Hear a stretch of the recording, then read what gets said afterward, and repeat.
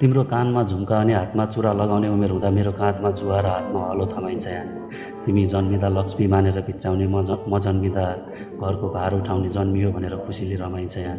सायद सत्य सधैँ तितो हुन्छ होला, कसैलाई पच्दैन। नत्र हेर न, तिमी नारी हो, तिम्रो लागि नारी दिवस, म पुरुष हो, मेरो लागि मजदुर दिवस मनाइन्छ यहाँ। थाहा छ तिमीलाई? हातका मैला सुनका थैला के गर्नु धनले, सागर र सिस्नो खाएको बेसा आनन्दी मनले। मेरो बाल्यकालमा मेरो स्कुलले मलाई सिकाएको शिक्षा थियो त्यो। तर आज म भित्रको पुरुषले मलाई के सिकाइरहेको छ थाहा छ? पुरुषको इज्जत, पुरुषको मान मर्यादा नापिन्छ धनले, कमाउन नसक्दा आफ्नै परिवार निपोल्दैन आनन्दी मनले। हो, म त्यही पुरुष हुँ जसको हाल खबरभन्दा बढी कमाइ सोधिन्छ यहाँ।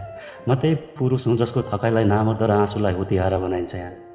अनि तिमी फेरि गुनासो गर्छौ अर्को जन्म छोरो भएर जन्मिन पाऊँ भनेर। सजिलो छ जस्तो लाग्छ र तिमीलाई पुरुष भएर जन्मिन? केवल एकपल्ट त्यो मुगलान पसेर सन्तानको भविष्य सोच्दा सोच्दै घर फर्किन नसकेको बालाई सोध न पुरुषको सङ्घर्ष कस्तो हुन्छ।